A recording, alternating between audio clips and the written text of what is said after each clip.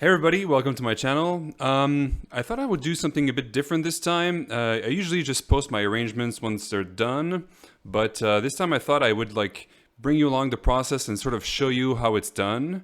And as you can see, I'm working on Panic Attack by Dream Theater, and it's a really great song. There's lots of opportunities for, big crescendos and dramatic contrasts. I wanted to just show you what I'm doing and just comment on what my decisions are and why I'm making them.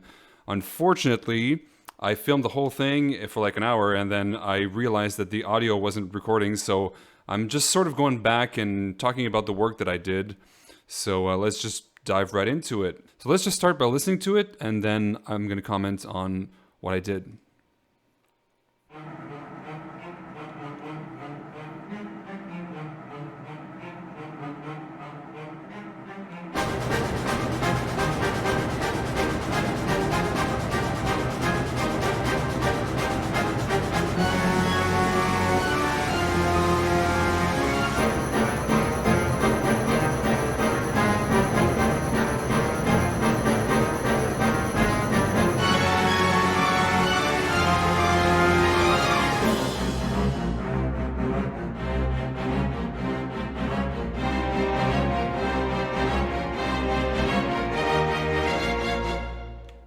All right.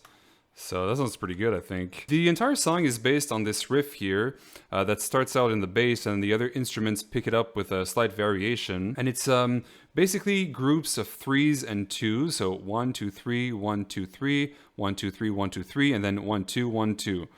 And there's a pedal at the bottom here, so all the repeating C's. There's the melody, which is E flat D, E flat F, E flat D, and then the second bar, E flat D, E flat A flat, G, F.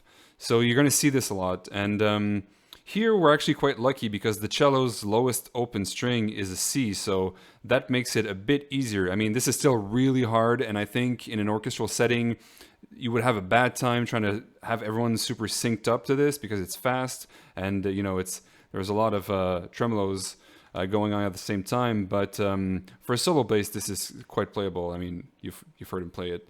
I figured I'd just start the arrangement exactly the same way that the song starts, and then, much like the song, we're just going in sort of almost full orchestra here. And let me break it down. There's basically 3 layers happening. So there's the melody here. This is the main riff itself. Again, this 1 2 3 1 2 3 3 3 2 2 pattern, repeating, of course.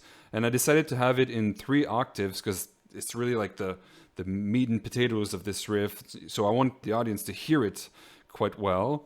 And this is just, it's the same riff as the guitars and bass play. Here we have just a little snare drum sort of highlighting the patterns, so I got accents on every 3s and then on 2s the same way, and it's just to give it a bit more percussiveness. The real sort of magic happens here in the woodwinds and the violins. What I did was, for the woodwinds, I decided to sort of bunch them up as high, or more or less as high as they would go. They can go a bit higher, but for now I decided to not open that register up quite yet, so that I could later use it, and have some contrast between what's coming before and the actual use of that register.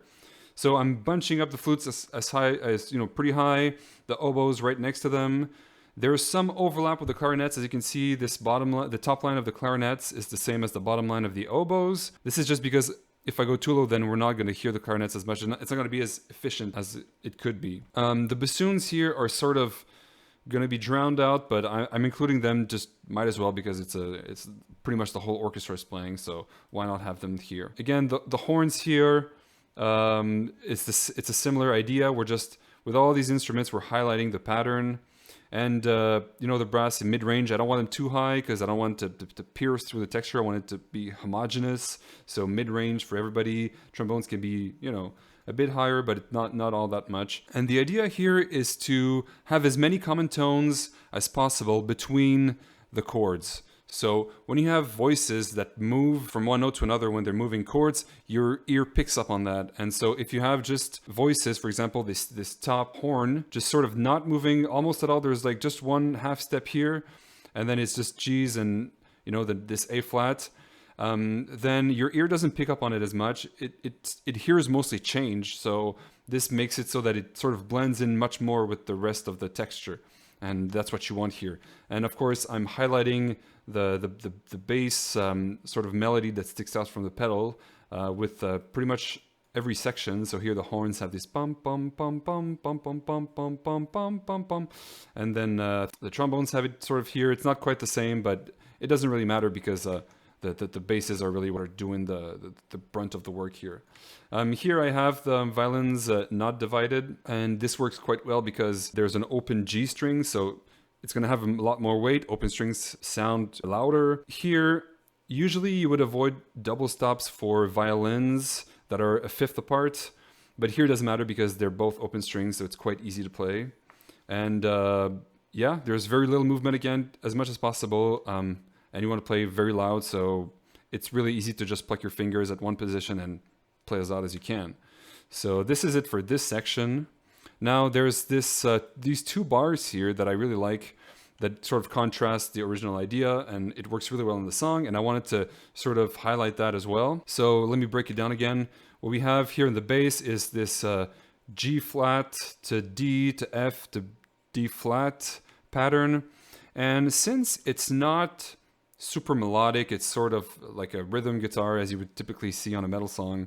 I'm trying to add some more layers to make it a bit more interesting because there's some complexity here that I feel like we're going to lose in this section, and it's going to feel a bit more empty. So I'm doing two things. The first thing is that I'm having sustained tones. So these act a bit like the pedal on a piano. So they give resonance to the orchestra, and they fill in this auditory space that you have in the orchestra. And I can demonstrate that quite clearly if I just play this with the resonance tones.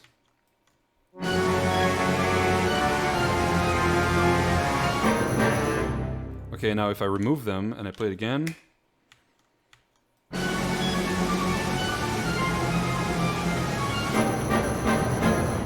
I mean, you can hear that it sounds much more empty and feels like there's something missing.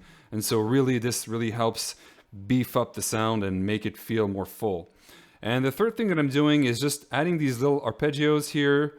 The goal is to just give some more variety for the ear to latch onto. I've also added this sort of melodic line where the highest note of each arpeggio is not quite the same. I mean, it's not the most beautiful melody in the world, but it gives a less monotone feel to this whole arpeggio section, because if you just heard this F sharp and then the F, it'd be just a bit more dull. You know, it's really just to help move the section along. And then here at the end, I've got a bit of a change of figure. So instead of going down, it goes up and down again. And this is really just at the end of the section. I want to have a little change to prepare your ear for the next section, like to tell your ear that, okay, something's about to happen. It's just like a drum fill, but melodic, I guess. And then on this section, this is the repeat. And when I repeat stuff in these arrangements, I like to vary it a lot. Usually when you listen to sort of like late romantic, early 20th, John Williams-y type stuff, which is the style that I'm going for here, you're going to hear a lot of variations. Almost never going to hear an idea that's repeated twice exactly. It's very rare, and it's very sort of developmental, and the composition evolves with time, and when ideas are repeated, they're changed. Here, I can't really do that because the section in the song is repeated as is, so I'm trying to find new ways to sort of make this sound interesting. So what I did was I kept these punches with the horns and the trumpets and the woodwinds, but I added the bass trombone since they already got introduced before. And this is just the same melodic bum bum bum bum bum bum bum bum bum bum bum bum. It's just the same idea, but now it's sustained with a bit of like détaché, like the notes are not quite tied together, and it really just helps highlight this melodic line here in the bass. And then the timpanis are sort of highlighting this rhythm again, and I'm changing the snare drum to a tambourine just to have a bit of timbral variation. The idea is, again, to sort of make it feel like the piece is progressing, it's going somewhere. And then, again, a bit of variation on the repeat of this section as well. It's not as much, but I just got more brass, especially trombones and trumpets, which are quite useful here to give a bit more power to this section. And here I got the same arpeggios, except I got this run here just to sort of really bring home that, we're going somewhere and brand new this time. And I'm also adding some violins here to help beef up the sound a bit. And yeah, this little run propels us into the next section. And here we have a first big change, which is this pattern in 5. Bum bum ba ba bum bum bum ba ba bum. And so because the change is so sudden, I felt like we could just end, the full orchestra here, end it on the first beat, and then just the basses and cellos would take over, and then gradually, and I haven't gone through the next section of it yet, but I know that I'm gonna want to build up to it.